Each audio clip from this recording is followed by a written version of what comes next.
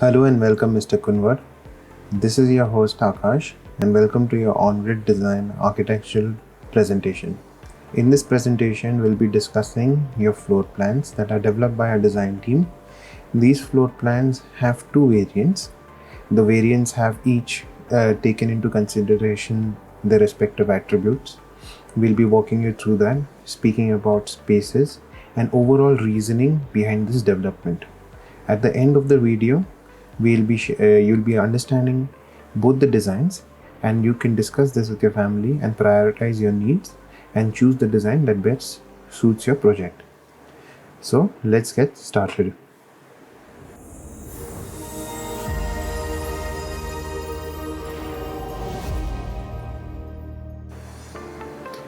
What you see in front of you is option number 1 of ground floor. The red lines demarcate the plot extremities. The major dimensions are written in feet, 66 by 30. The cardinal directions north, west, east and south are mentioned respectively. You access the plot from the northern side, the parking area as it is. It opens with a central opening, a nice step up to the house.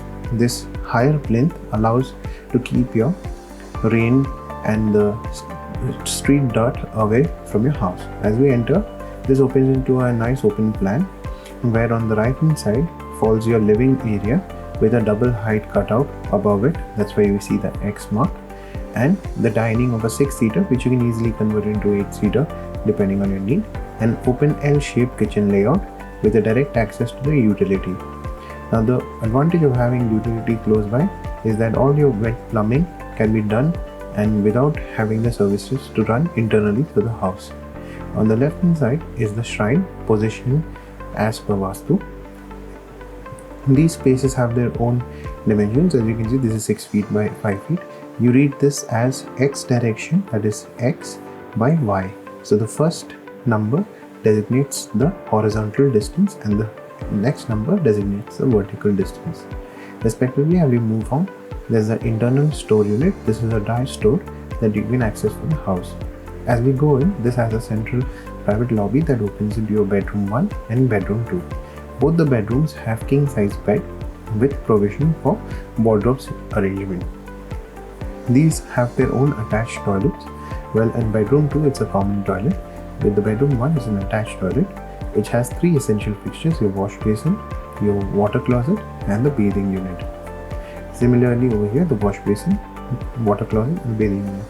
In the bedroom number 2, the plumbing will require a plumbing duct that is positioned over here. Now let's go to the first floor using the staircase over here. This is the first floor. As we enter the space, you can see this has a second seating and a nice formal workstation area. This is detached from the living space beneath and offers some private family time that can be accessed with this balcony. You can convert this into a large sliding window system and access this balcony, and this entire space becomes lavish. This cutout you can use to look down and have a connection in the entire house. As we proceed internally, you can see the bedroom 3 and the bedroom 4. In the bedroom 3, there's a provision for walk-in closet and a nice suite style fixture settlement. These arrangements are usually found in hotel suites. They are considered quite luxurious because of the space planning as well as distinguished cubicles for the bathing area, water closet and the sink. Similarly, in bedroom number 4, it has a common toilet that will be used by the residents of bedroom 4 as well as people sitting here. So Mr. Kunwar, this was option number 1. Now we'll be proceeding to the option number 2. Let's welcome the option number 2. As you can see, this has a slightly different spatial arrangement. In this, the major difference is that the designer have given provision or 2 feet by 6 inches wide passage that will allow your service entries like your maid to access the house using this utility area, as well as provision for some movement over here that is private.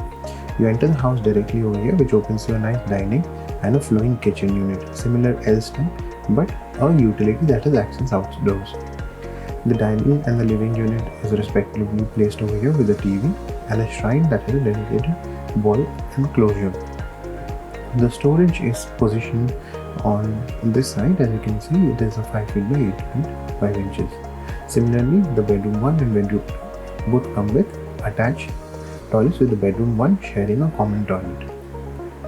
Using this staircase over here, you can go up to the first floor or option number 2.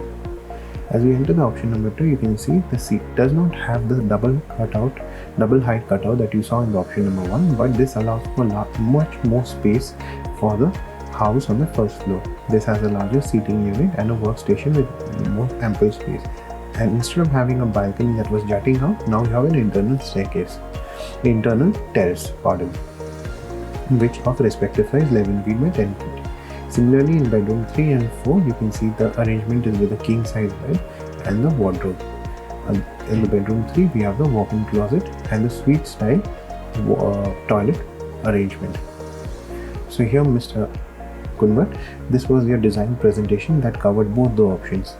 What we expect is you to understand and go through this presentation and make the priorities that best suits your project need. You can revert to us with the option that you select and we can develop that further. Thank you and have a good day.